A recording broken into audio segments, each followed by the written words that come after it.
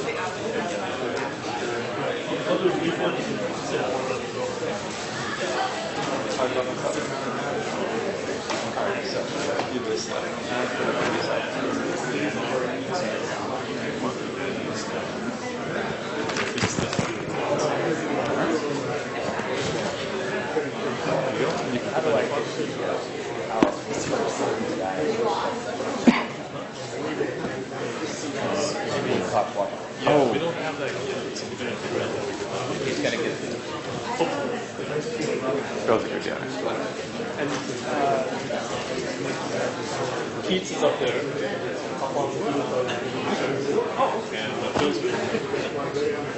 And then Janet's, I set it over just in case. I'm going to start with that one. And that's Alright. How are you holding up here? I'm doing fine. You guys are doing all the hard work. I just...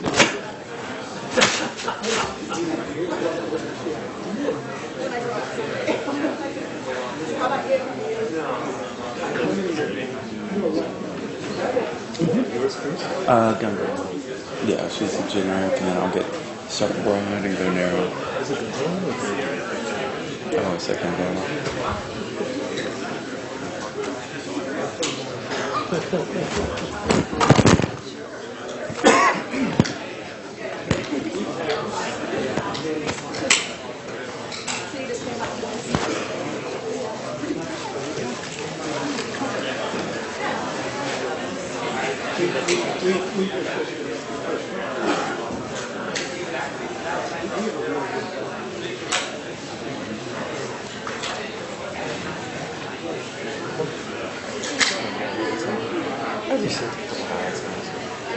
That's okay. I'm going to eat while I speak.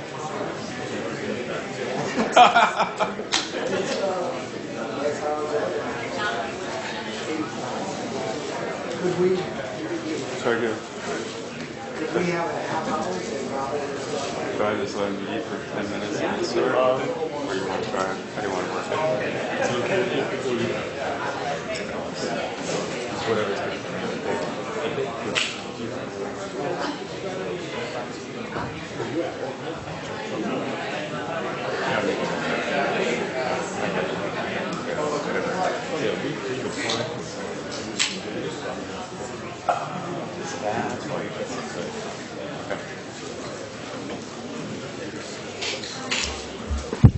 Thanks for rushing back, everybody. I know that it might seem, and some of you may think it's uncivilized to eat while we have a presenter up here speaking, but because we've already received an hour and a half worth of CLE credit for this presentation, we're going to try to keep to the hour and a half. And I just checked with Judge Tierney. He doesn't mind you gobbling down your food while he's speaking. He'll just look away.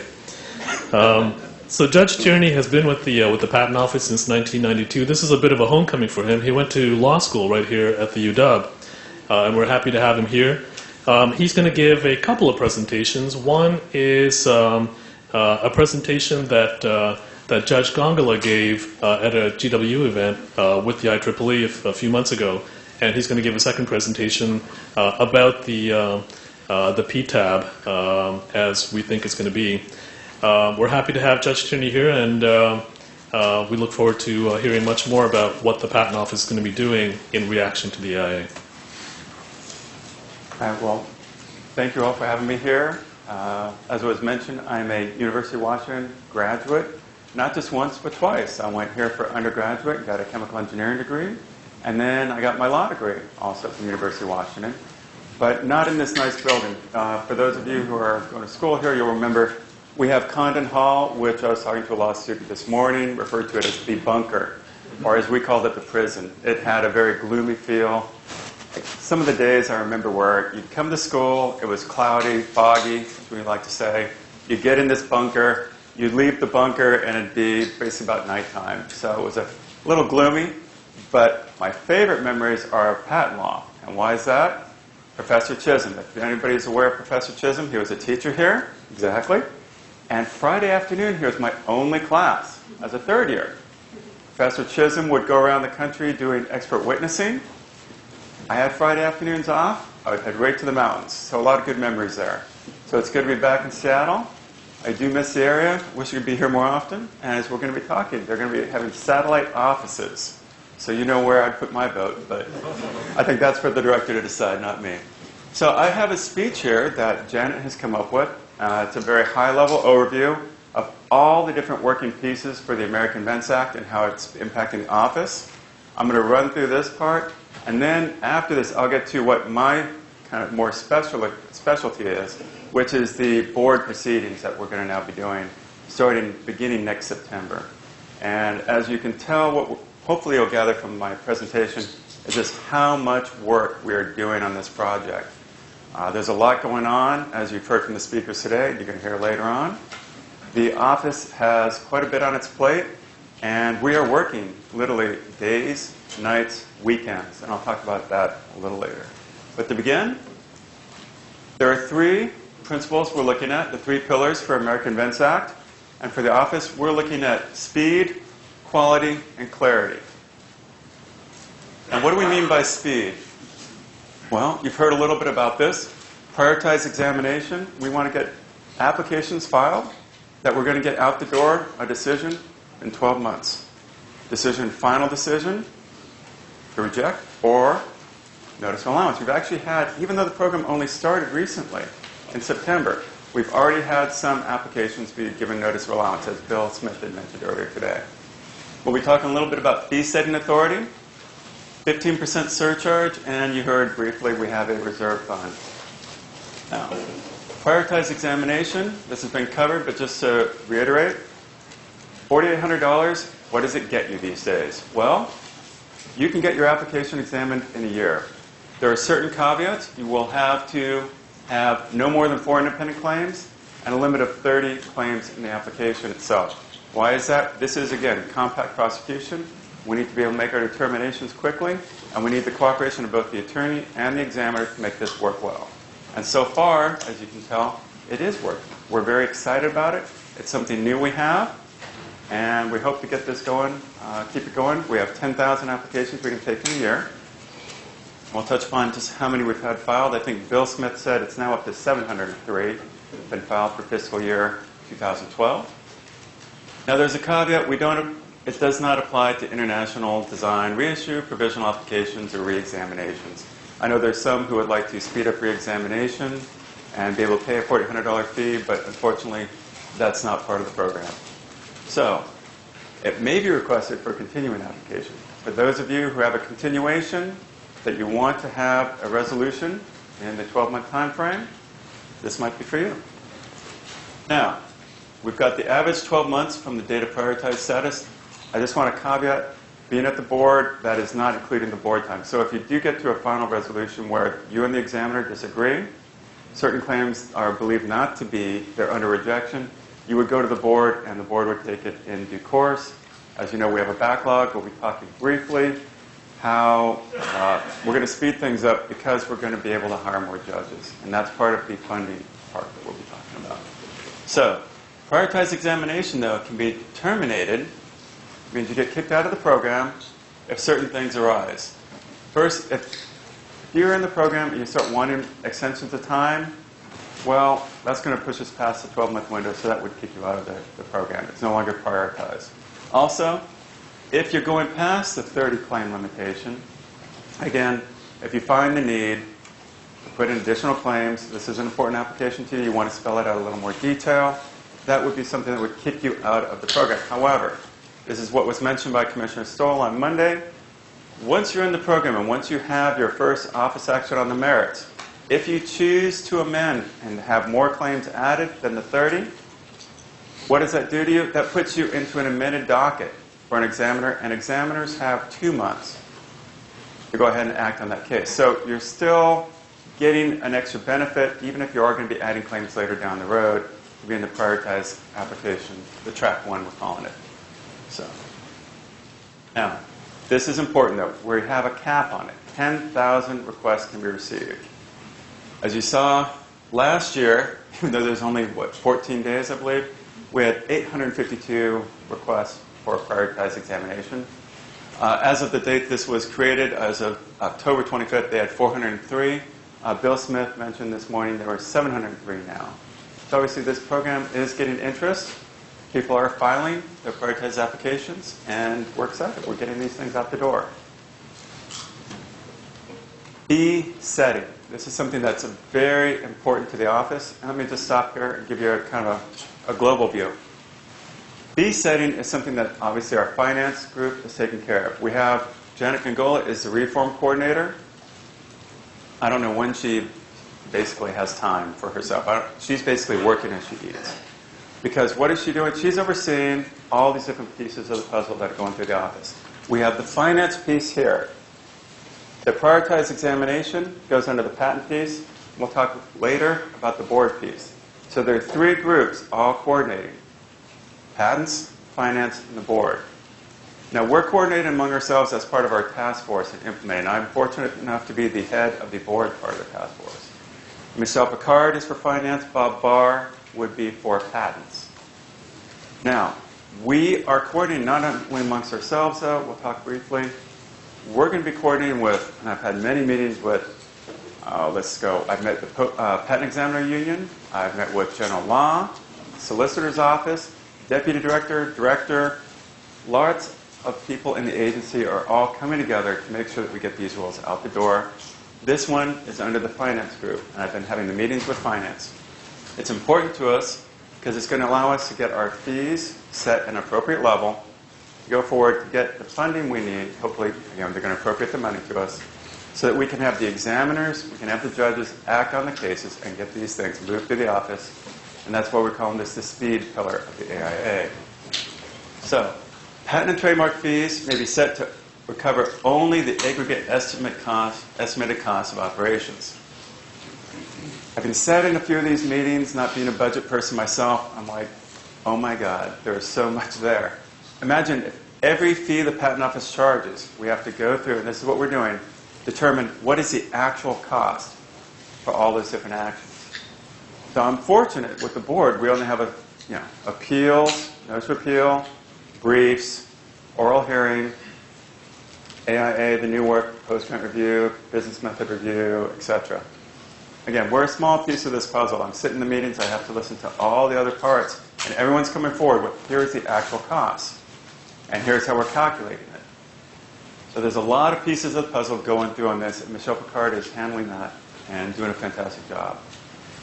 So one of the parts that would interest, we heard a lot about the small entities and micro entities, individual inventors. Something that's important to recognize is we are going to be able to have a discount for the small and micro entities. What was interesting, though, is Congress, instead of just saying it applied to everything within the patent part of the office, carved out and specified that it's only for filing, searching, examining, issuing, appealing, and maintaining. I don't know why they chose to limit it, but that was what they've done. So, on quality, we have quite a few things going. Electronic filing incentive, we heard earlier today. Filing applications electronically. There won't be any extra surcharge, but there will be a $400 surcharge for filing in paper. We're going to be doing, let me see, I thought there was a quality. We heard about citation of prior art and patent application. Supplemental examination is a big one. I know Mr. Stern's going to be covering that a little later. In detail, thank you. And I'm going to have special, my specific slides I have for the inter-party review, post-grant review, and the business method. But we will want to talk about briefly is the inter-party re-examination. There's been some changes to that provision. So, citation of prior art in a patent. As Mr. Smith mentioned this morning, this allows third parties to submit printed publications and relevant information to an examiner.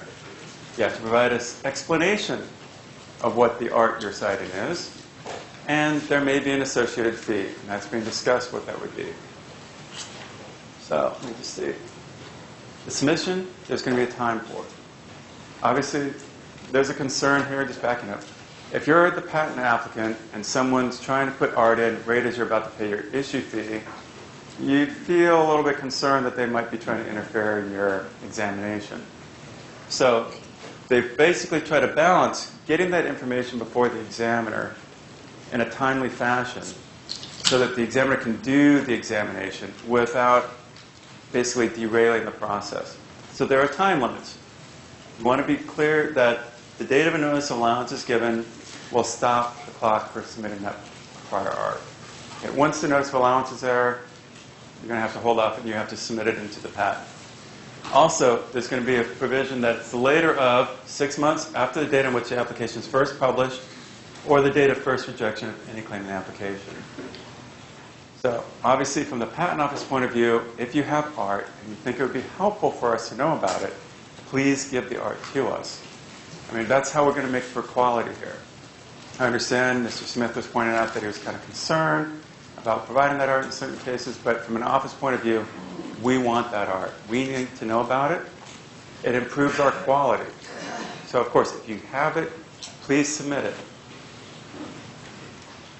Now, supplemental examination, I'll just go over it briefly, because I'm sure I know Mr. Stern has some slides on this, and we'll go into it, unless you want to, anything you want me to talk about first, or just Hit it with everything. hit it? All right, here we go. Supplemental examination, just basically, this is for the patent owners. And what I've heard, I'm not going to take an official position here, just but what has been said before. If you're familiar with duty disclosure, okay? If you have information material to the patentability of a claim, you have to provide it to the office when you're going through your examination process. There was concern in the bar, in no position, that inequitable conduct in courts was a plague upon the bar.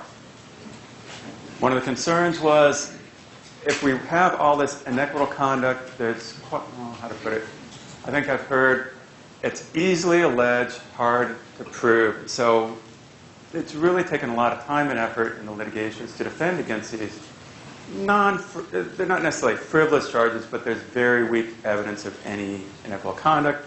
But it does tend to create problems. Problems which are not necessary to the final decision in the courts. So, what was one way of correcting this?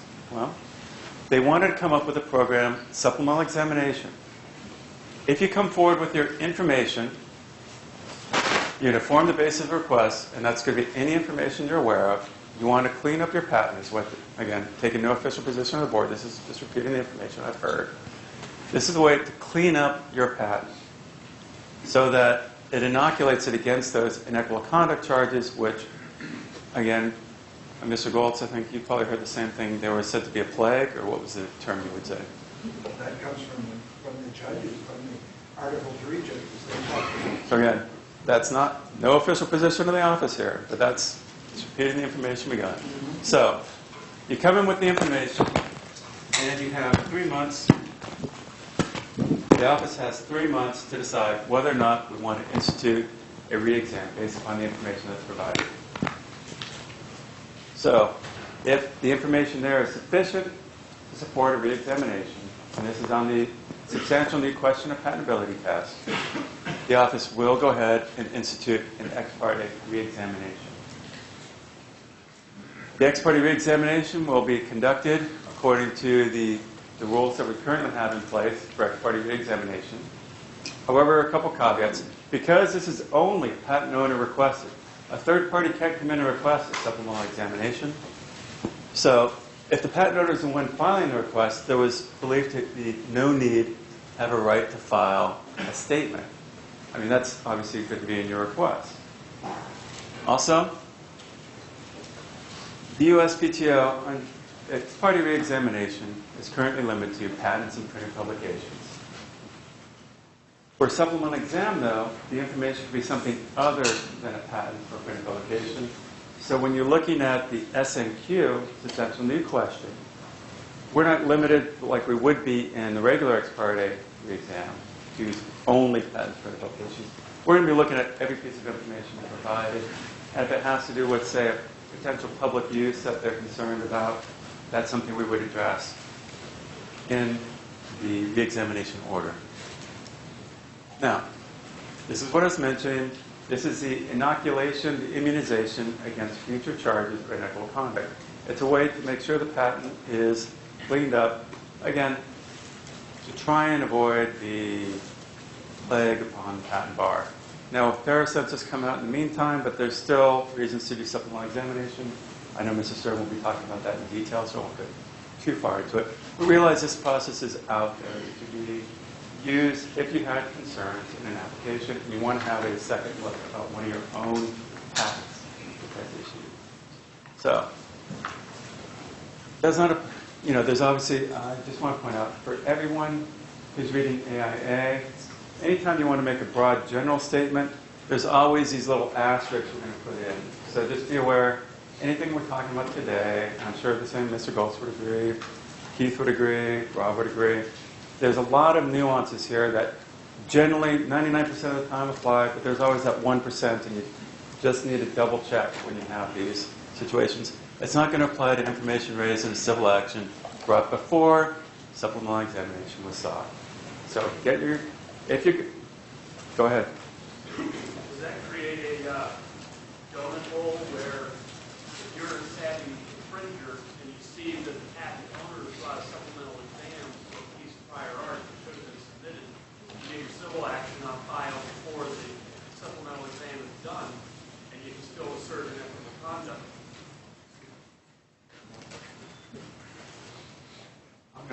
Not as an office, I'm going to let a prior practitioner.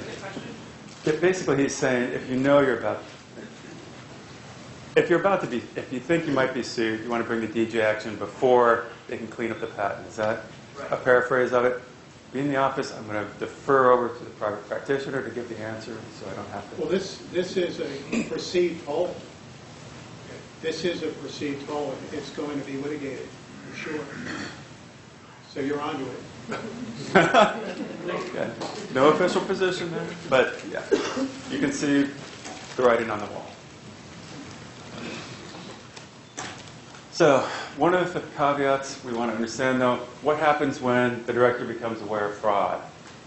Obviously, supplemental examination, this has been alleged to clean up your patent. If you're coming in, you have art you want the office to look at. Or it could be, say, a declaration that might not have been stated as well as it could have been. And you want that reviewed. If, when we're looking at the supplemental examination, if the director is aware of fraud, outright fraud, there's a provision where we will be submitting that information over to the Attorney General and the other action could be taken. Now, contested case proceedings. And this is where we have some slides here. I'm just going to run through very shortly because I have a second slide set that I drafted myself. Although I'll point out there was one minor error in it. That I'm going to cover and go into a lot more depth about these contested case proceedings. So that's actually my area. And these slides are good. Just want to point out, obviously there's a lot of information. Inter-party re-exam is what's going to come up first, and we'll talk about that more later. So that's the one to focus on today. That will be September 16th of next year. That provision goes live. As well as our business method cases, which will also come up. I don't know if that's on the next slide. Post-grant review is again, the big general picture, we'll talk. If you're under the American Invents Act filing, so you're first inventor to file, you have a patent issue, those can be subjected to a post-grant review proceeding. There's a few minor caveats. One would be if we terminate an interference without prejudice to filing a post-grant review, or that business method review program. Those are kind of the caveats you could have a post-grant review on. But generally, post-grant review won't come into effect for a little while. Obviously, we're not going to have any AIA applications for another, 15 months now. And then you have to have a patent issuing from that. Now, with prioritized examination, they can go out pretty quickly. But even then, you're going to have the petition filed, et cetera, et cetera. Inter-party review, next September 16th, goes live. So I'm going to go quickly just through her slides. And go to the next part, which is we're going to go to clarity. How are we clarifying the law? We have several things. We have the human organism prohibition. We're going to talk tax strategy just briefly. We've already had inventor's oath declaration. And we're going to take some time and just cover some hypotheticals on first inventor file. Show you a couple simple scenarios about who would win, who would not win. So first inventor to file. Everyone aware of that provision after today? Probably the biggest change. How would you say biggest change in 50 years? First inventor file. 59 years. 59 years. There we go. Biggest change in 59 years. This is one that's going to impact everyone filing an application. So this is one you really need to be aware of. And I think Keith has pointed out a lot of discussion on it. Just as an aside, I was on a panel conference on Monday, and Bob Armitage was there. He was the first speaker. He got up and gave his side, which is this is the best thing, the most clear. Rob, you were there. What would you paraphrase? Well, I mean, Bob thinks it's the greatest thing that's ever happened. Okay. So you had the first speaker, greatest thing ever happened. The next speaker is a patent attorney who gets up and goes, the guy after me is a professor who's coming up to disagree with Bob, so I'm going to take the neutral position and just not comment, basically. Took the middle road, and then we had the third speaker, which was the constitutional law professor who got up and gave his side, which is probably more akin to Keith. So I'm hearing all sorts of positions on this. From an office point of view, it's the law. We will follow it. We'll implement it. So transitions to a first inventor to file. There's a 1-year grace period. As Keith pointed out, that grace period, he has some thoughts on how the grace period will be implemented. So it does broaden out the prior art. You're aware of the current grace period. You have 1 year.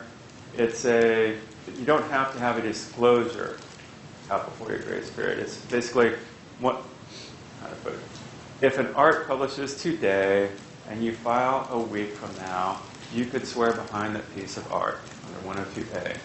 Because of 102B under current law, though, if it happened a year and a day before you, sorry, that's a bar. The new law is a little different. We're going to talk about that. The grace period there is more of a, I would term it as a, Keith, would you say a personal grace period? Because you have to disclose? Okay. So we'll call it, for today, just generally I'm going to refer to it as more of a personal grace period. Rob, do you have any concern about that? No, I would say so. Okay. So the grace period's changed in that it's more of a personal grace period. It's not just an absolute 1 year. It's personal to you because you have to have the disclosure out there. If you haven't disclosed, you haven't triggered a grace period. Okay? So, first of all, prior public use and prior sale anywhere in the world now. So sale in Japan, that's prior to you as of the day that happens. U.S. patents and patent application publications, they're effective as of their effective filing date. So effective filing date, look at, of course, you're all aware, actual filing date, as well as the filing date of the earliest application for which benefit is sought. That's where you have your continuation parts, RCEs, etc. Okay. So you're looking at what is the date you first really disclosed, enabled the invention to the office, and a continuous chain of applications. Now, applicants can rely upon common ownership or joint research agreements to overcome rejections under 102. So let's take a look. Old, new. All right. So the old 102, 103, applications filed before March 16th, 2013. That's your basically 18 months post effective date of the act. The date came live on September 16th, 2011. 18 months out, March 16th. That's how that date got set. Now, old will still apply, and again, this is a very broad generalization. The actual language is a little more nuanced, I'd say. But generally, if you're claiming if a continuation or divisional of an application is filed that claims benefit back, you're still going to be subject to the old. But one caveat, you might be subjected to the old, which is, I'll call it today's standard of first to invent. But you can also, with an application, it's kind of interesting, if you look at the language of the statute, the public law, you can be subject to the current regime, which is first to invent. But if you're doing something called the continuation of part, where some of your information some of your claims get benefit back, but some don't, it's possible that your application can actually be subject to the old provisions as well as the new. Something to be aware of. I've heard it termed the CIP killer, continuation of part killer, because you need to be careful that you don't fall into the regime of both of them, because then you get double whammy. That's what we've heard. So something to think about. So for the old provisions, if you're claiming benefit back, all your claims go back, or you're filing before that March 16th, you're under the current regime, which we're going to term as the old. So what is the new 102 and 103? What do they apply to? Well, again, if it's filed on or after the March 16th date, or if you have a claim in your case, and this is where it gets interesting, if you have a claim in your application that gets benefit of the new dates, post March 16th. So again, that's your continuation of part where you have kind of a mix. It's been said to be, and I want to make it clear, be very careful when you're amending your claims in these continuations. If you have new matter, something that's not getting benefit all the way back, you could just have gotten yourself into the trap of being subject to the old as well as the new. So it's something that you want to keep track of while you're going forward. Past the March 16th date, you start amending some of your continuations. Be very careful and make sure it's very clear that you have the description enablement. It's going back in time for each of the claims you bring up. Now, old 102G, which is interference and just being an interference kind of person. I'm familiar with this. Applications that ever contain a claim have an effective date before the March 16th, 2013. I have a running joke with some colleagues of mine that who's going to retire or who's going to get the last interference.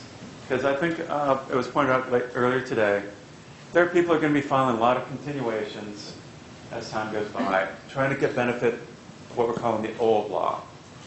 And if you're under the old law, which is the current, you can still have 102G interference practice.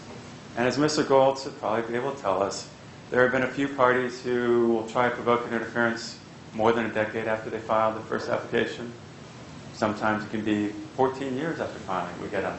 So my expectation is before, I might retire before the last one, might not. We'll see what happens.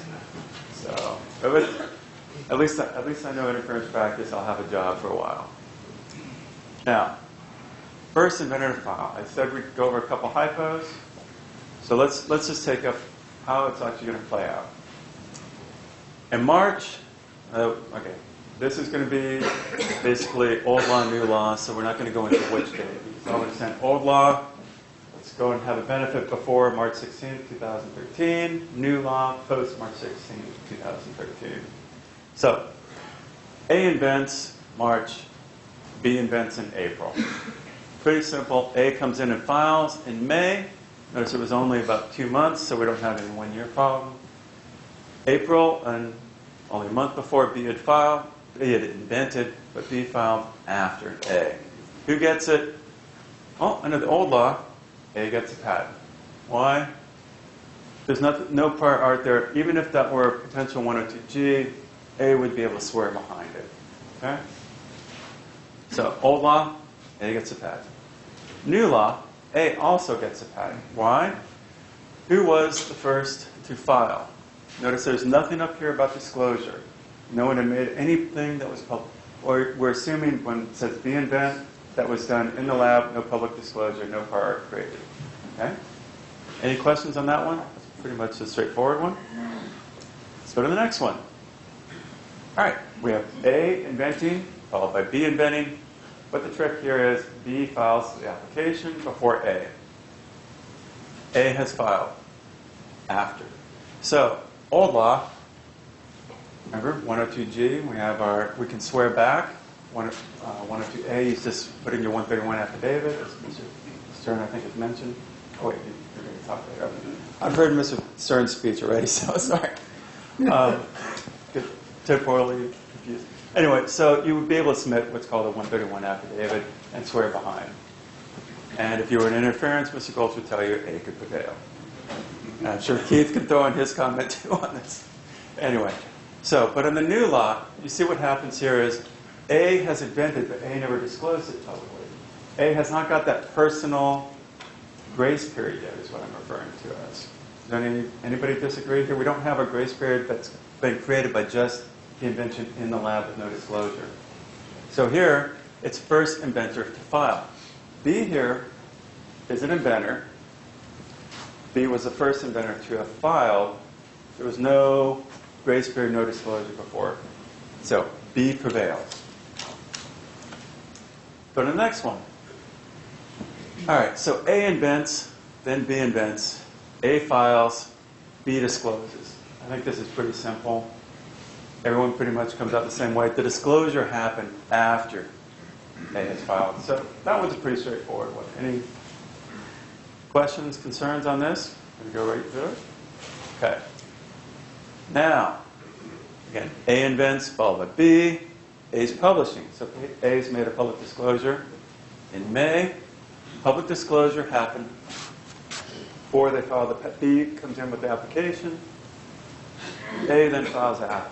So old law, again, who wins? A. Why? They can swear behind to their conception, invention, production, practice. Right? New law, A also wins. Why? What happens here?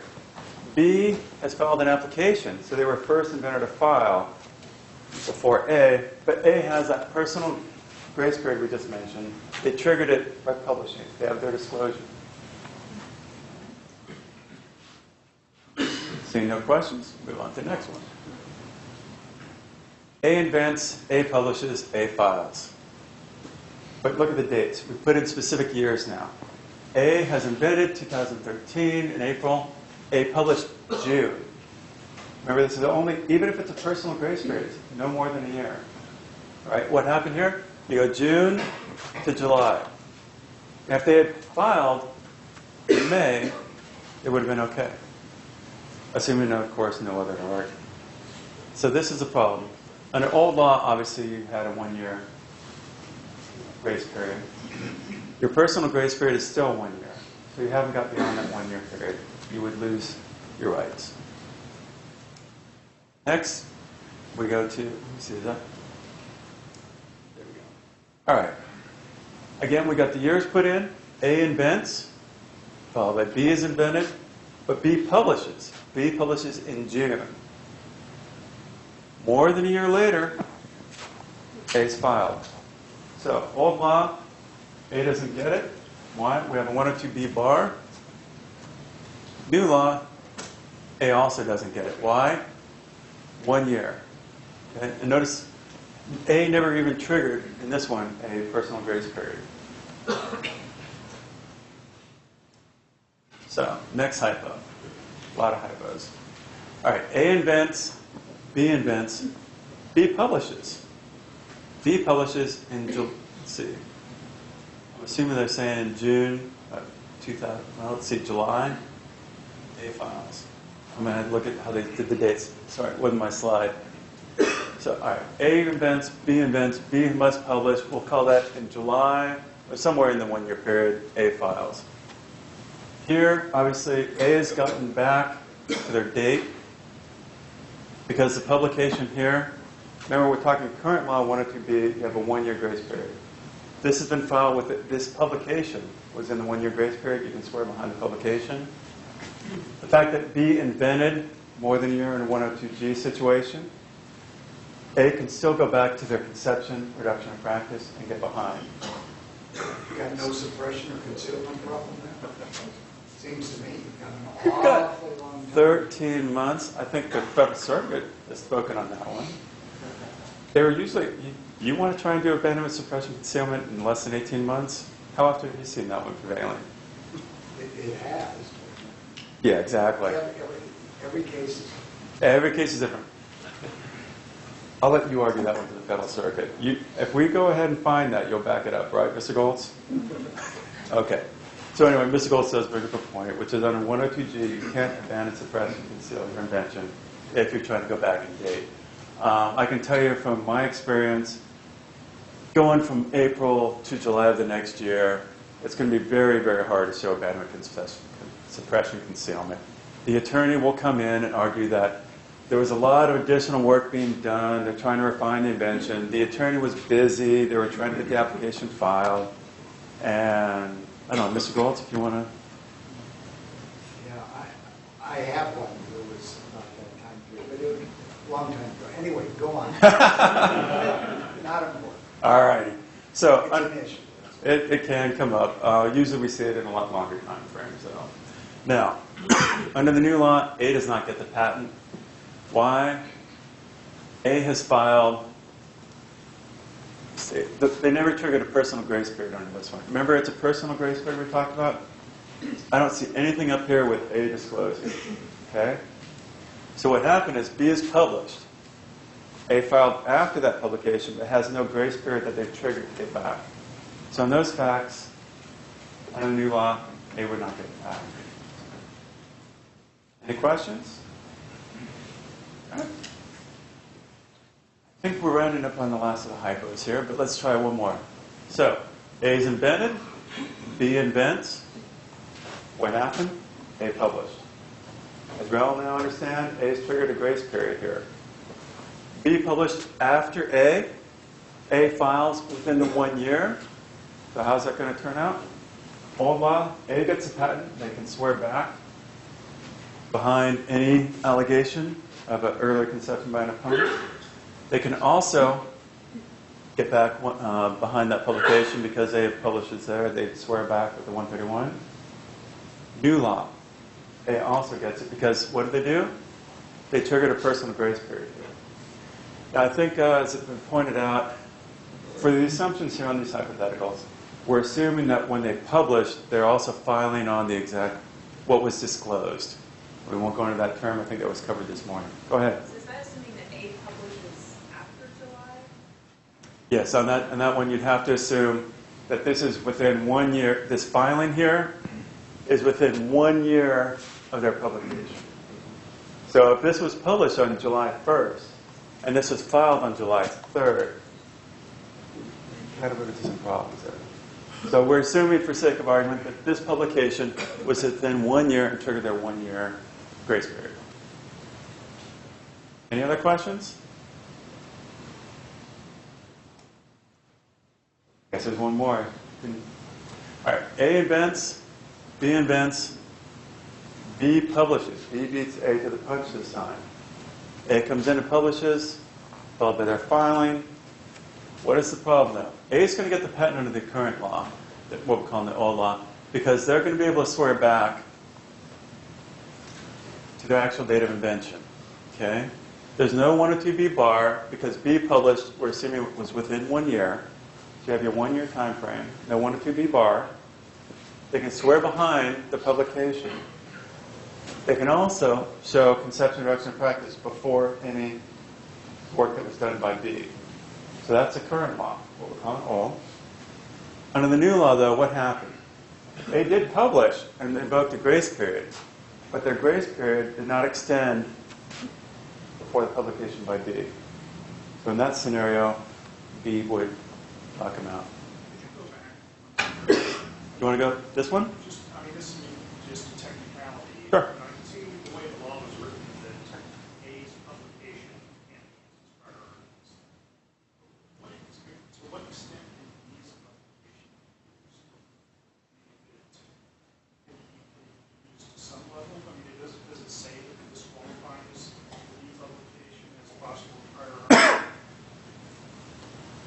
Let me just point out, this is an excellent question. It came up in a presentation on Monday, and it's something a lot of people have thought about. Here I'm going to kind of paraphrase. Yes, here's what the question is. To what extent can B's publication be used against A's application? Well, the grace period, remember, is for what is disclosed. So if everything you disclose is now what you're claiming, I think it's safe to say that you're okay. Keith, any questions on it? Okay. What's interesting, though, is what happens, and this is where Keith was talking, where your publication discloses most of what you're claiming. So let's say there's a couple claims, additional claims, that there's an argument about whether or not it was actually disclosed here. Is that publication now, can that be used as art? I think the answer would be, there you go. It's all hypothetical. But do you see how it plays out? So can it be art against a person? Well, if it's identical, your disclosure here is the same as what you're filing, I think the law should be pretty clear in that situation. Because you get a one-year grace period for what was disclosed. The problem comes up, as we all know, what happens when you add additional information in. And then it gets a little tricky. Is that information disclosed in your publication such that you get that grace period for all that? Or is there additional information in your filing that you're now claiming for which you would not be able to get the grace period for? And I think that was covered by your presentation this morning. And these are things that are going to be, I think, keeping Keith awake at night.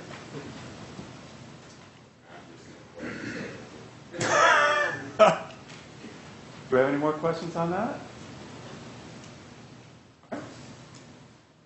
So we went through this hypothetical. Now derivation, I'm not going to cover it too much. Mr. Goltz has already covered it.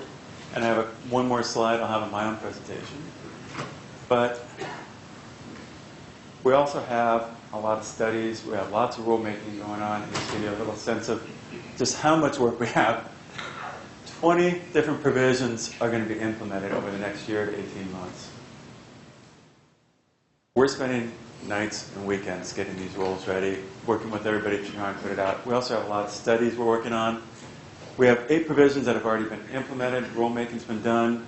We have 9 notices that we're going to issue in mid to late January. I can rattle off the ones we have an umbrella set of rules we'll be talking about, inter-party review rules, post-grant review rules, business method rules, derivation we possibly might have, it depends, but we're going to have an important one, which is the definition of technological invention, which, how do you define what is or is not technological? So those are some of the rules we're doing.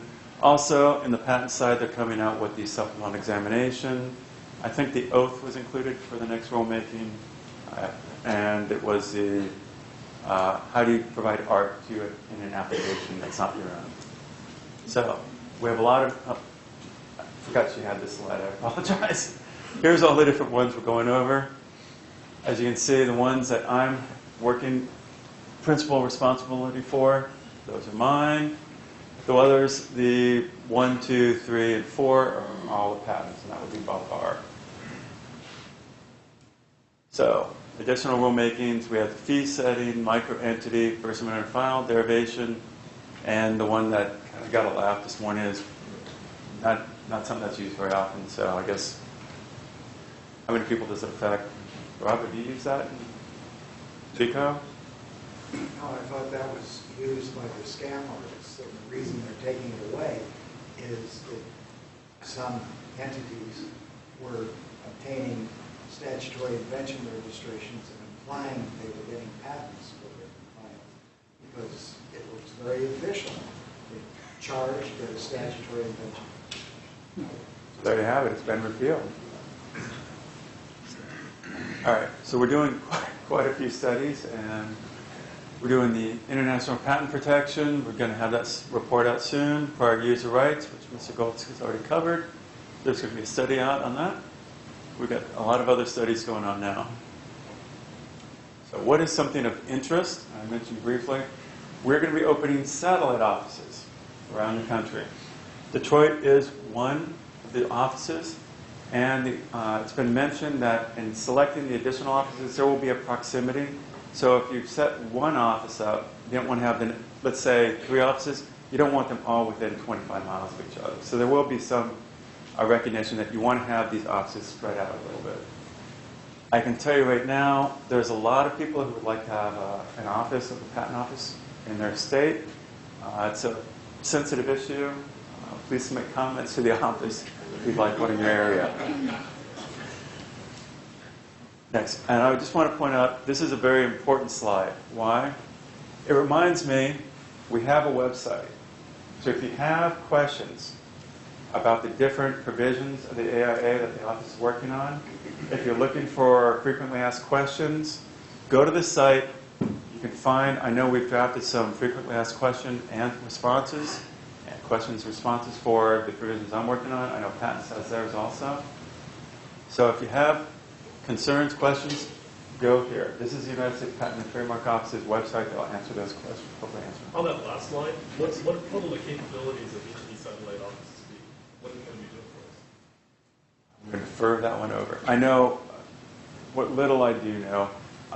When they were about to set up the Detroit office, there was a request going through the examining corps for supervisors who would like to be one of the first to go to the Detroit office. So I thought, my generic understanding, it's not something I've been working on, was that they would at least have some examiners and supervisors there. I did not get a request to go over there as a judge, so I don't think they were looking at this time having the board there. However, having said that, there's no reason we couldn't, because as I mentioned earlier today, we have 4 or 5 judges currently. These are judges who've been judges for a while, who are working on a pilot, who are in a pilot program and working out of the DC area. We have one in Seattle, one in Hawaii, I believe one in Texas, one in North Carolina, and I think we now have one in Chicago. So again, these are people, the judges who've come to the office, they're past what we call a probationary period, they've proven themselves, and they've been able to get on this pilot program to go outside of the area. So even though we don't, quote, have a satellite office outside of DC, we do have judges who've proven themselves and have worked very effectively outside of our area. Matter of fact, I supervise, you're probably aware of Judge McKelvey. I know Chico is. Senior Judge McKelvey, and this is the kind of person who's working outside, was former solicitor, former chief of the board, retired, come back 4 times. We're very fortunate to have him, and he's working out of Hawaii. He moved to be with his grandchildren. Now that makes sense to me. I can understand So even though we don't have a satellite office for board members, we do have provisions where once you've gotten past this probationary period, if you have the need. Oh, and I forgot, we also have one person now in Tennessee. So you can see that we are trying to roll it out and expand and be accommodating where we can. And this is also good for retention. We have quite a few judges who are nearing retirement eligibility. We'd rather that they continue to work for the office. We enjoy having them. And rather have them say, I want to go out to a certain location, such as Hawaii, and not be able to work anymore, it makes perfect sense to have us have our pilot, get them approved to go out and work from Hawaii. And that way we could take advantage of all their experience and knowledge and have them help us out with our backlog. As you're probably well aware, there's a large ex parte appeal backlog. So anyway, if you have questions that we haven't covered, or if something comes up that you want to have information on, please check out this website. There's a lot of information there. It's a good place. It's a good starting place to find out more about the American Invents Act and what the office is doing on it. So with that, we end the Janet portion of the presentation, and now I'm going to jump into mine. But first, we have a couple questions. Right. Could you give us a way to get to this slide deck? Is this slide deck available to the public? You know, I thought Janet had put it on this website under AIA resources is where I looked. Thank you. So that, but I haven't. I didn't. Unfortunately, didn't double check. Do you have the? If you have the internet, you check for me because I know Janet's presentation was also available from the IEE. Did I get that right? IEEE. There we go. Presentation given in September along with Mr. Stearns and Mr. Goltz's, and it was. So if you look at the IEEE website, you can find Janet's presentation there. It's still there. It's spectrumUSA.org. The slides are there and the video is available for watching. Yes, and Janet's slides have been updated. But the basic premise of what she's doing is not changed. But there are some, she has 3 different presentations. She's giving, the one I gave today was a little more the substantive one. There's also a presentation she's given, which is just more the timing of how these things are done. But I prefer giving more of the substance for today's presentation. So realize there are a couple different presentations that are being given around the country. You've received the more substantive one. So. Any other questions before I go into more the board trials? Get that one set up.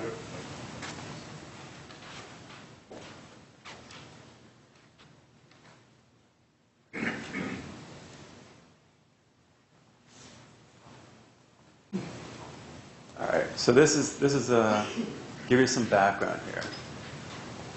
If you're familiar with the board, maybe you're not. I'm just going to start off with, if you're not familiar, we have a chief judge, James Smith, vice chief judge, Jay Moore, and then you have leads. We all have different sections.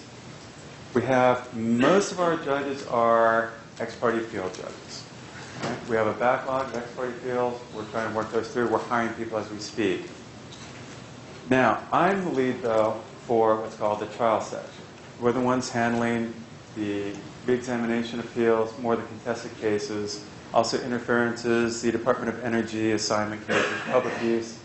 We have 16 judges currently in our trial section. Our other sections are divided up by technology. They'd be mechanical, 3 electrical sections. There's a lot of work there. Biotech, chemical, business method. In our trial section, because we're 16 judges, 17 including myself, we've tended to be interdisciplinary, although we do have more specialized. Like myself with my chemical engineering, I tend to do more the biotech, chemical, although I've done the mechanical. I shy away a little bit from the electrical, although I have done some electrical cases. You need to be somewhat more the jack of all trades. Where we'll go, as we grow, we might have to break into specialty, but realize right now, the trial section is kind of handling a broad spectrum of technology, but we have a lot of depth in doing the credibility determinations, overseeing discovery.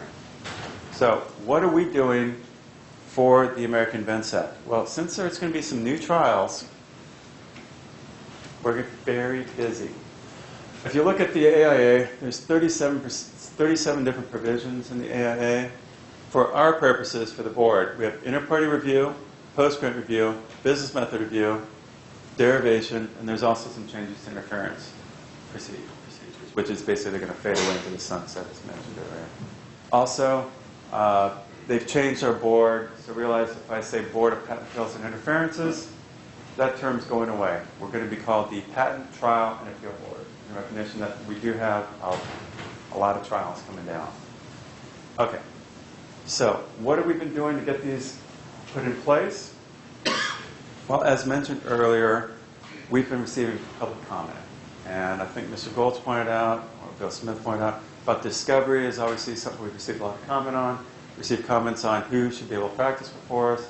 We've received comments on how we define technological invention.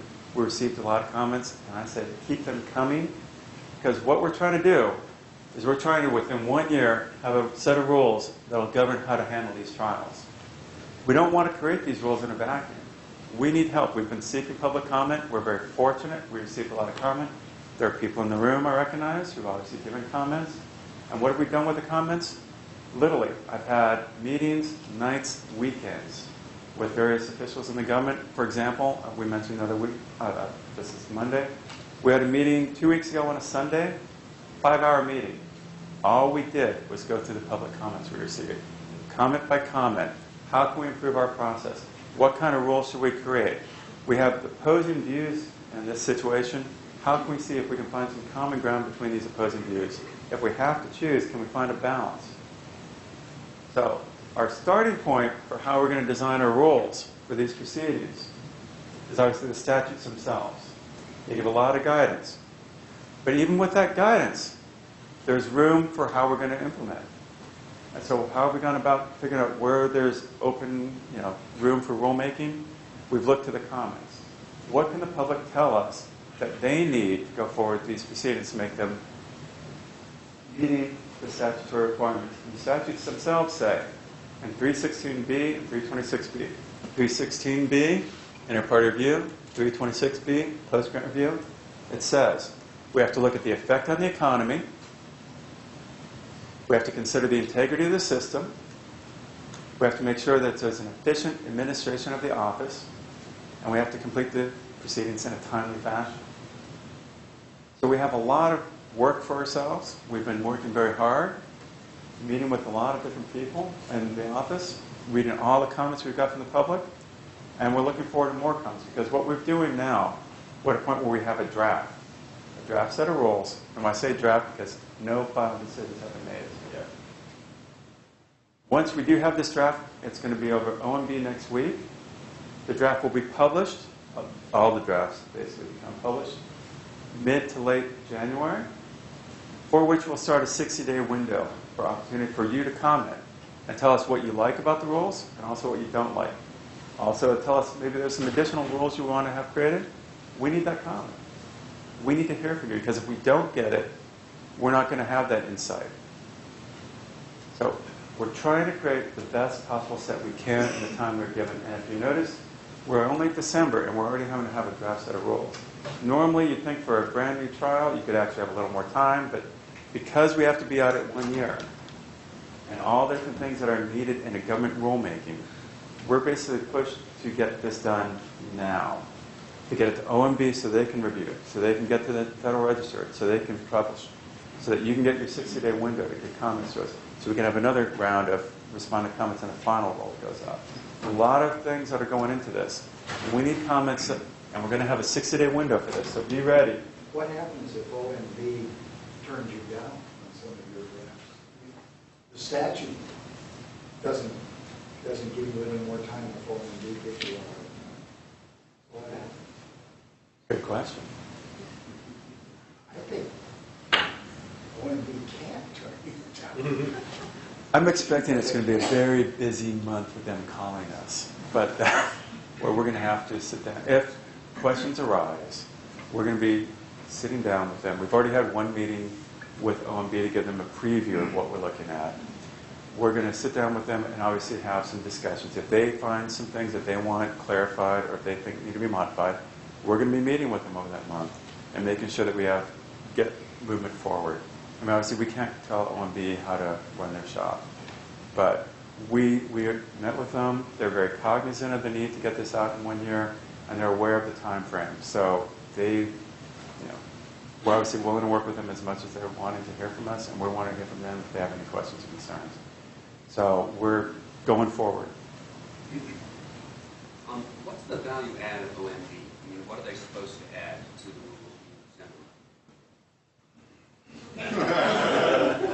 Yeah, I'm just going to say I'm not a regulatory attorney, but so this is an understanding of someone who's kind of a little bit separate from the process. But my understanding is they're looking over the rules to see that we don't impose costs on society with unnecessary rules, or if there's a better way to do a rule so it has if you're given alternatives, your least cost rule, higher cost rule, is there a reason you went with a higher cost rule? And there may be in a certain instance, but they want to make sure that we're not imposing regulations unnecessarily. So that's my understanding of what they're looking for. Now remember though that Congress has already, you might not know, Congress has already told us with these proceedings we're to be a quicker, cheaper alternative to district court. That's what we're trying to do here. So we're trying to set ourselves up as an alternative. If we create a system which is identical to a district court litigation, where we're going to blow the 1 year window and have the costs be the same, then we haven't really achieved the goals of the legislation. So that's kind of just like one person's view of what OMB is trying to do here. I could probably Google and get a better answer for you. Anything else before I start going through the different proceedings? All right.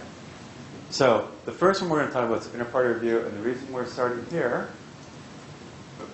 37. The reason we start here is 1 year after enactment. So September 16th of next year, we expect to have first filings. I'm sure there are people on the outside who are getting ready as we speak to file their reviews.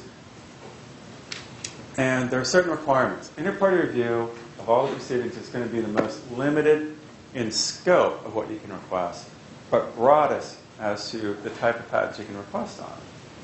Because what happens in inter-party review,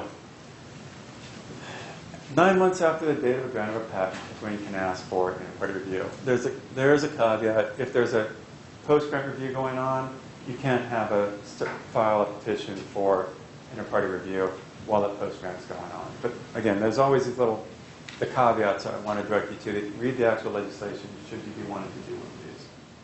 But generally, it's 9 months after the grant of the patent.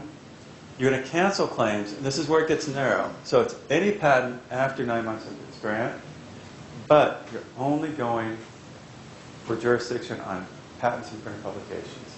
So if you think you have a problem with a patent from a third party, and you have prior use that you want to prove, this isn't the proceeding for you. Now, what is the threshold? It's going to be a reasonable likelihood that a petitioner will prevail. And I want to point out, this test here, reasonable likelihood, is a little bit different than the language that's going to be used in post-grant review. Post-grant review is more likely than not. So post-grant review was, if it's more than 50% chance that they're going to prevail, you go forward. Here the language Congress gave us was reasonable likelihood, which is a test, the language comes out that we're familiar with for seeking a preliminary injunction. You'll see that reasonable likelihood language. Now, who can file? Third party, and I apologize, I gave a slide that I dropped a bullet, unfortunately. First, it's if you've already sued on that patent for a declaratory judgment, you can't then come into the office and ask for an inter-party review on it. The second bullet, which got dropped, and I apologize, this is very important for everyone to understand, though.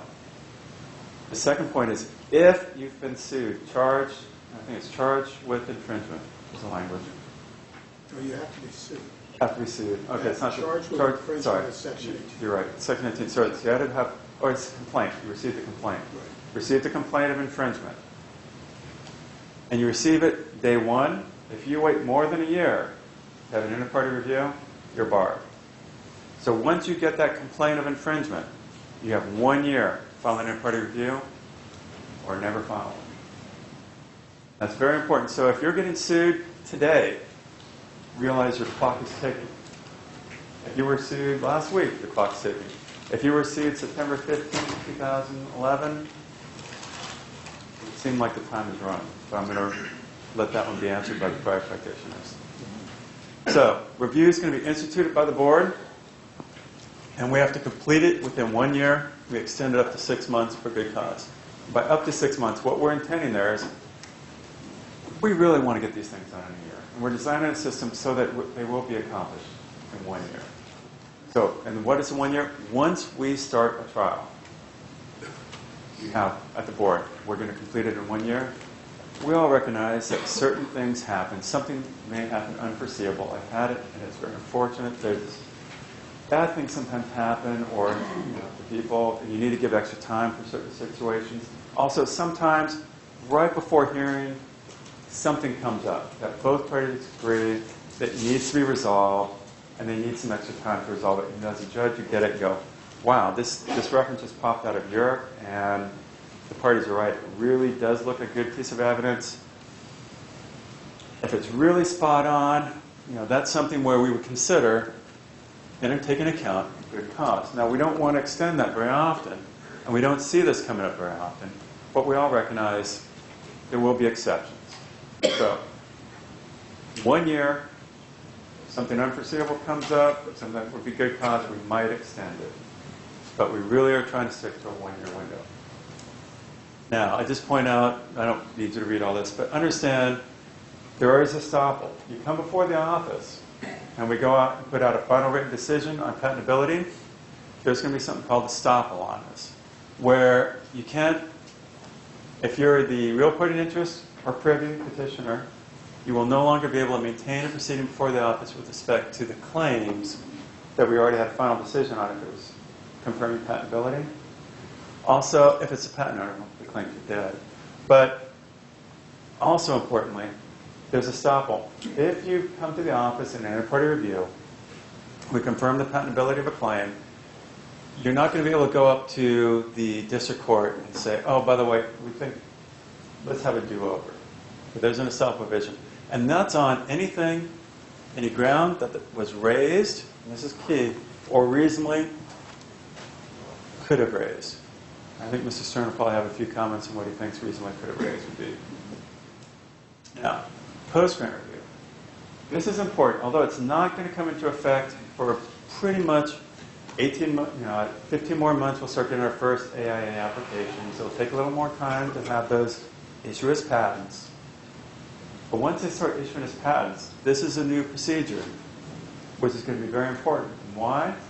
Because they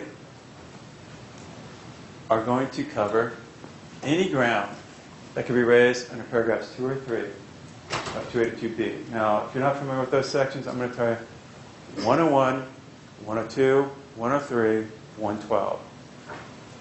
You can raise those issues, and those are the issues you look at in paragraphs 2 and 3 of 321B. The caveat is 321B now excludes best mode. So we're not going to have a petition before us on a best mode violation. However, if you think your opponent's claims are unfounded with lack of written description, lack of enablement, they fail 101, this is a procedure you need to come in on. The problem for some people is they have to be filed within 9 months of the date of the issuance of the patent. So the window to come before the office is going to be very narrow. You got a 9-month window. Go ahead. How about fraud? Is that an issue you're going to be litigating? 321B, 2 or 3. It doesn't say fraud. That's court generated. So where's my jurisdiction? There's jurisdiction for any. 321B, 2 or 3. That's what we're going to do. You want to try and file a petition on something outside of that and explain why. That's the actual, what the statute tells us. Yeah? All right. So, as I mentioned before, under inter-party review, your standard is reasonable likelihood of success. This is a little bit more likely than not. So, if the judge is looking at a case and it appears that a party is going to prevail, say it's a 51-49, more likely than not they're going to prevail, case goes forward. 50.1, 49.9, more likely than not, case goes forward. So, there is a caveat, and this is an exception. Again, we have lots of these exceptions in this statute. And that is, if the petition raises a novel question important to other patents or publications, we can go forward. That exception is one that we don't expect to employ a whole lot, but there will be cases we understand that the bar, the public, needs clarification on these patents and printed publications, and we might go forward anyway on those special situations. Again, those are special cases, those are not the norm. The norm is going to be more likely than not. So, post-grant review, who can file? You haven't filed your DJ action. Now, interesting, they don't have their provision about having been complaint of infringement within a year. And why is that? Because you're filing within 9 months of the issuance of the patent. So, it'd be kind of hard to get sued, have a 1-year bar on a patent when it's contrary to your 9-month time window. You have to come in within 9 months of the issuance of the patent. So, the review will be instituted by the board and completed in 1 year. Now, we have pretty much the same estoppel provisions for post-grant review as we did for IPR. I won't go into that very much. Now, business method. I'm going to take a moment here before we go into business method. Business method says we're to use the same standards and procedures that we use in post-grant review, with a few exceptions. So what are the standards and procedures we're going to do? How are we going to conduct these things? Obviously, people want to hear what our rules are going to be, but I'll let you at least know there's going to be an umbrella set of rules. We've already mentioned that. What are we looking at by umbrella set of rules? Well, if you noticed, IPR, PGR is what we're calling it. This is going to be called, we're referring internally to CBM, Covered Business Method Patent Review. They all are using the same common features, so same kind of procedures, conduct. You look at 316A for IPR, 326 for PGR. They tell us how to conduct these things. Very similar in language. derivation, a little more open-ended on it, but still, all the procedures, and each of them, you start with the petition. They all are going to have evidence. There's going to be discovery. And I think that's a hotly contested issue, how much, how little. They're all going to be handled. We're all going to have exhibits we have to take in. There's going to be service of exhibits. So for those procedures that we can have a common set of rules, we're going to try and put out this umbrella, this general set of rules that will govern it.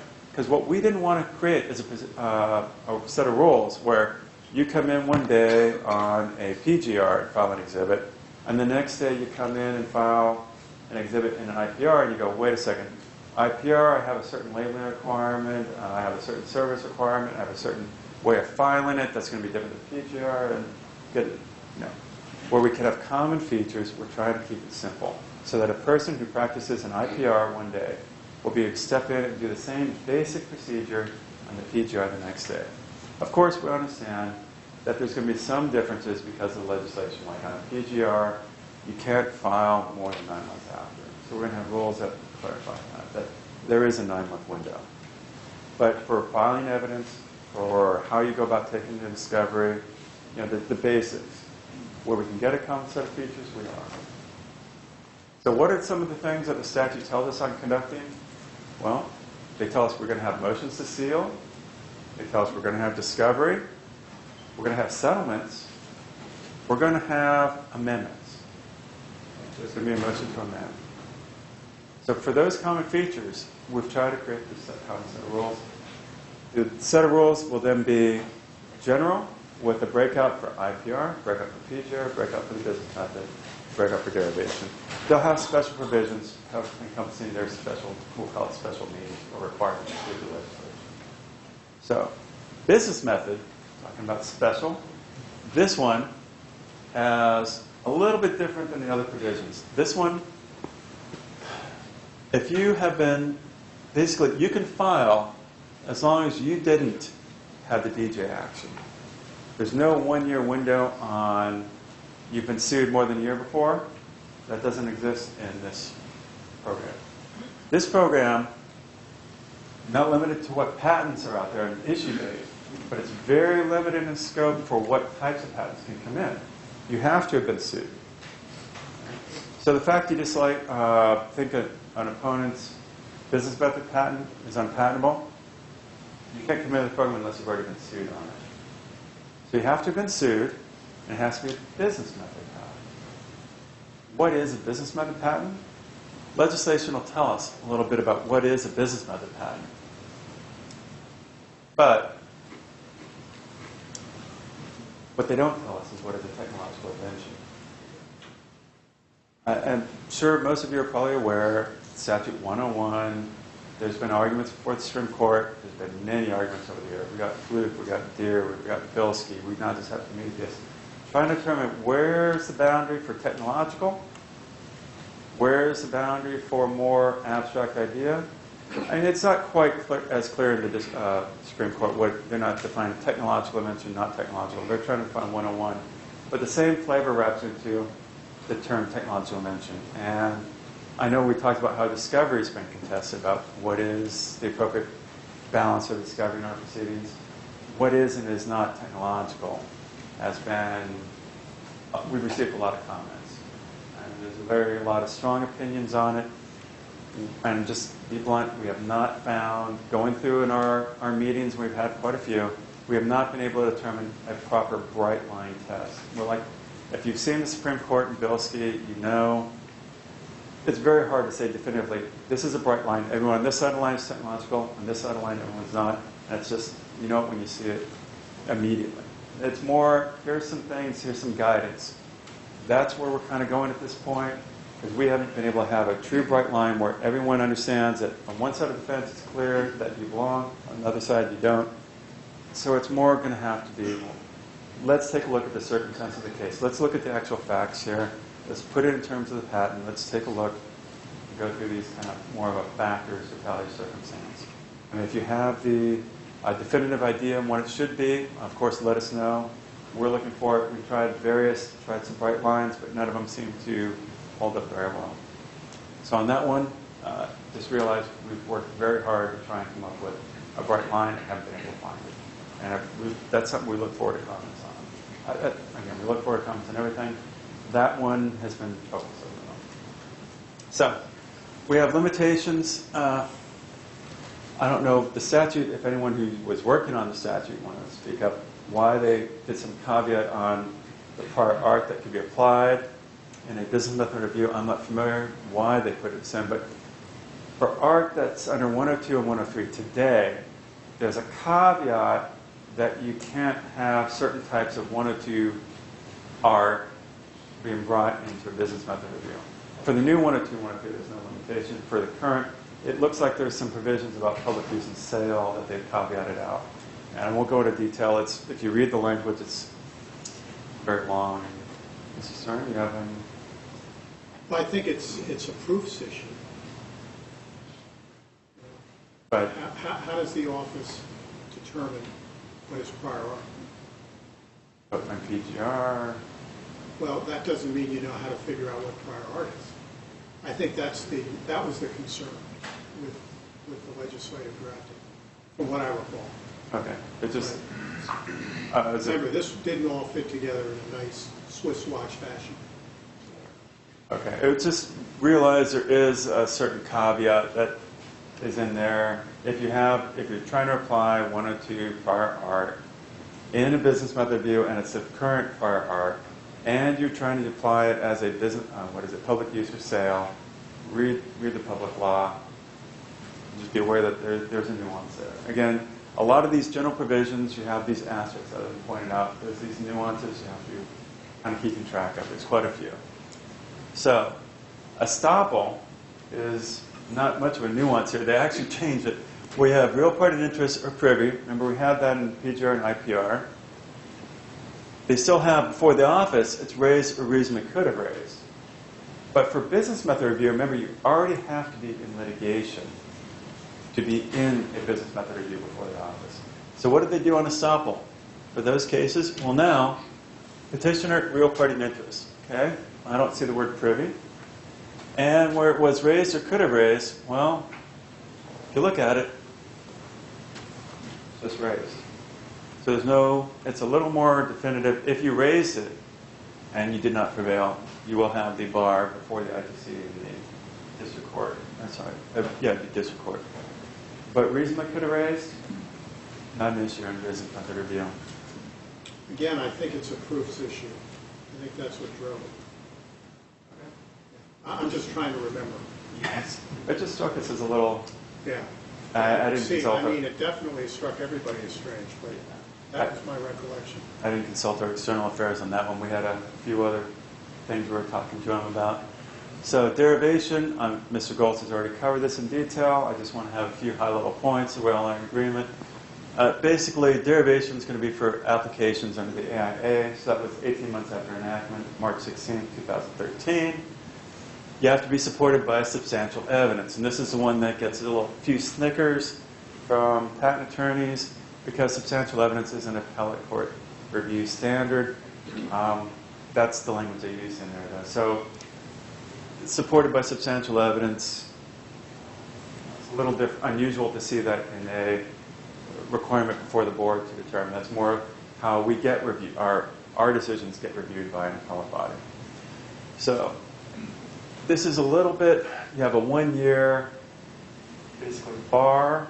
You have to file your petition with 1 year of first publication of a claim to an invention that's same or substantially same as an earlier application's claim to the invention. Let's just clarify a little bit. What do we need to do? The earlier application, according to this statute, would be your opponent. So the first publication of your opponent's claims that are the same or substantially same invention triggers your 1 year date to get into the office and have this derivation proceeding. Of course, they may have been amended or canceled before you file your petition. That is just bizarre. It doesn't say, there's no correlation between the claims that you're actually trying to take down and the claim that was published. You're right. What can I say? This is the language of the statute. This is what we will do. So, who may file? you have to have an application. It was kind of, well, somewhat humorous. We're at a meeting one time inside the office, and again, we're meeting with all the different groups: solicitor, general law, director, deputy director. And one meeting early on, they go, "Well, we're just going to have this. This is just like the same as an IPR PGR. You just have your petition filed on the other side." And we had to stop and say, "No, no, no. You have to. It still requires an application." They're like, "Okay." What if the application is barred? Based on your previous line of stuff, I mean, what if I know I'm after a bar and I file the application just to this thing? We've received comments from the AIPLA which address that. And what we said was the claim has to be otherwise in condition for allowance. Otherwise, you shouldn't even have to think about these complicated issues. That's the standard in an interference, in a derivation interference. And it would seem to us that it should apply equally here. So I'm just going to defer on that one because we're doing rulemaking on it as we speak. And again, no final decisions have been made. I just want to point out, I did remember that there was a comment specifically from AIPLA on that point. Yeah. Any other questions on? So you have to have an application if you want a derivation proceeding. So you file your application, and then you file your petition once the application is analogous. So interferences, Mr. Goltz has covered this. Basically, if you're under the first to invent system, you can still have an interference. As we mentioned, we're going to have these around for a while, but I think you said the decay. What was the curve you used? Decay curve. Decay curve. So they're going to fade away in the sunset. And, having worked on them for a while, I have to say I have a soft spot for them. But, it's time for the new proceedings. We'll see if I'm around for the last of these, but they'll still be around for a little while, and it's just going to be fewer and fewer and fewer and fewer. And then there'll be one, just when we think they're all over, I'm sure there's one will pop up somehow. So I want to say thank you, and basically have time for questions. But again, before I finish, we do invite comments. It's very important. We've received many comments on this. We've taken them all into account. And again, we're having meetings day and night, weekends, trying to make sure that we're getting the comments from the public and having them put into the rule package as best we can to formulate the best possible package we can get. With that, open for any questions. I know you've been here for a while and been great about it. Anybody have a question? Go ahead. Does anything in the Act specify the interaction between the district courts and the patent office proceedings, particularly where they're going to have estoppel effect down below? Staying actions as per There are some provisions for stays. I haven't got into it. I'm going to leave that for Mr. Stern. But effectively, there's very deep, I'd say detailed provisions on how the courts will look at whether or not to stay. In certain instances, you will not be able to stay, for example, if you have a PGR, post-grant review, you file your action against your opponent, the infringer. If you move for a preliminary injunction within 3 months, what is it? You file within 3 months, was it, your complaint, and then move immediately for a preliminary injunction. The district court can't stay, correct? Anyway, again, this gets into there are provisions on that. I haven't focused on that as much, but there are detailed 315, I believe, and 325 are the provisions you want to look at. Yes. Is it a state current assumption that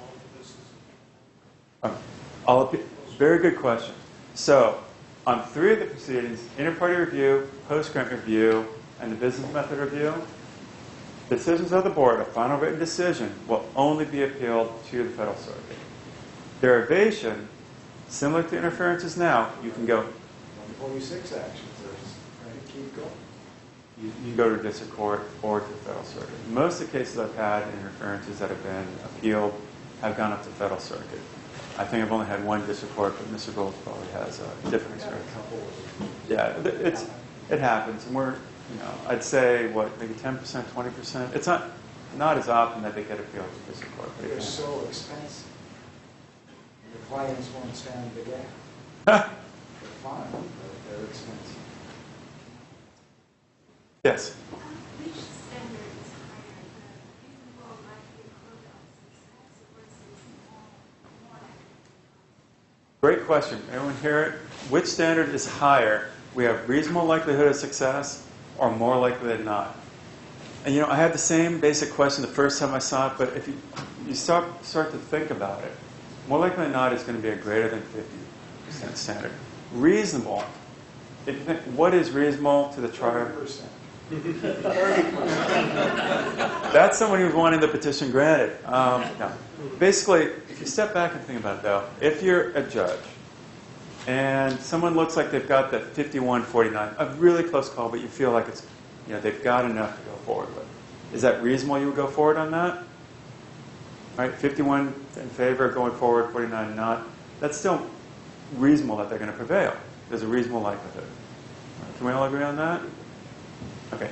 So that more likely than not is included in reasonable likelihood. If you have a 50-50, though, if it's that close that you can't really tell, you looked at it, and I've only had one case where a judge actually said this got down to a standstill.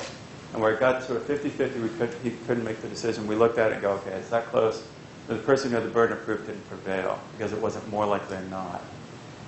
But if it's reasonable likelihood you can prevail, 50-50, can that go forward? Reasonable likelihood is just, it's non-frivolous. You've got a decent shot. I'm going to stick with 50-50. Anyway, but you see that my interpretation as a judge today is that reasonable likelihood is a little broader than the more likely than not. Mr. Gold seems to be a lot broader, but anyway, it is a good question to have. And if you look at it, there's at least some small difference there we all can understand. At least a 50-50 would be included in reasonable likelihood, where it would not be included in the more likely than not. Anything else? All right. Well, thank you, everybody. I appreciate being here.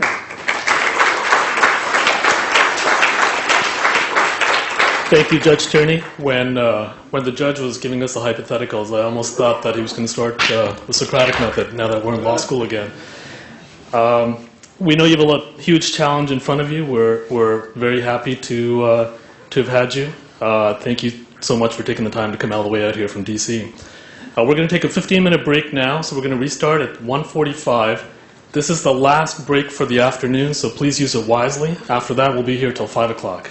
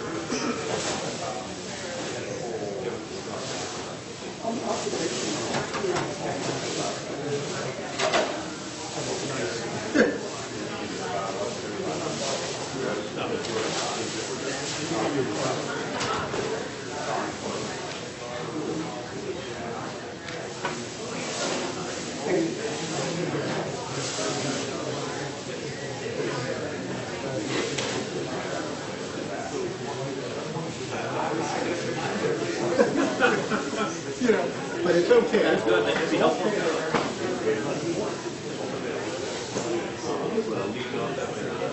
Yeah. Cheap. It's getting bad. Not to take on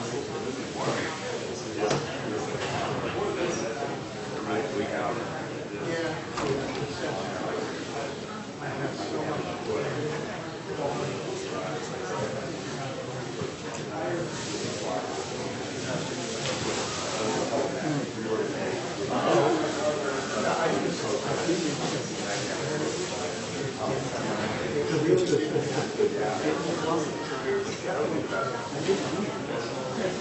if I get it,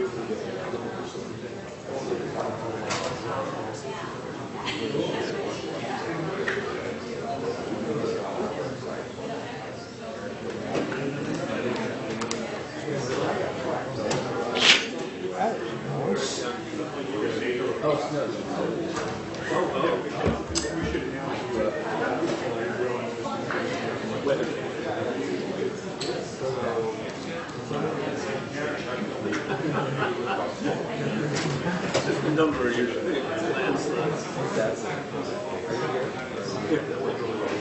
did you walk it? No, I couldn't. Where are you?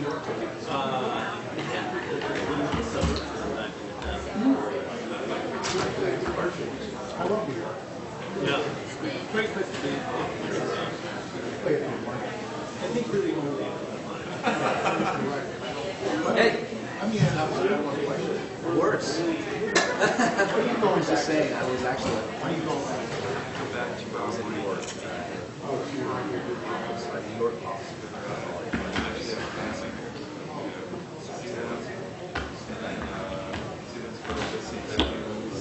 Yeah. Well, you and I are through the Washington State. Yeah, well, I have to. Yes. I had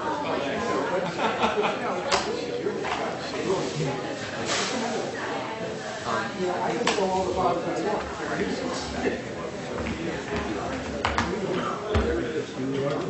okay. One is on by default, the second one. What? I paid for it. Why not? You don't have to fly back to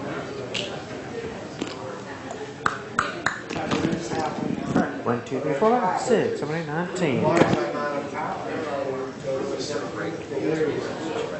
You've got a life besides getting the passage. Well, you do have a policy. I'm wondering if I do or not. Sorry, I'm wondering if I do or not. You do. I tried.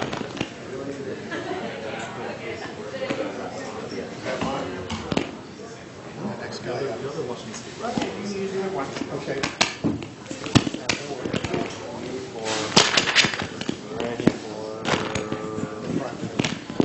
Yeah, I guess so. When like it's somewhere down in the agenda, there's two people speaking. Okay, sure. Yep.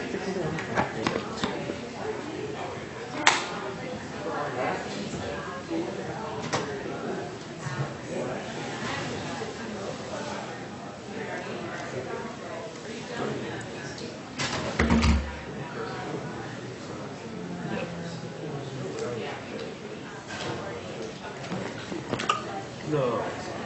Really? 1, 2, 3, 4.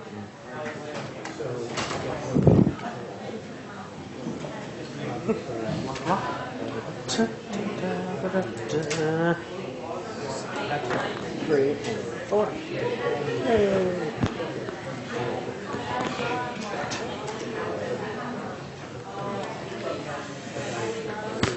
right.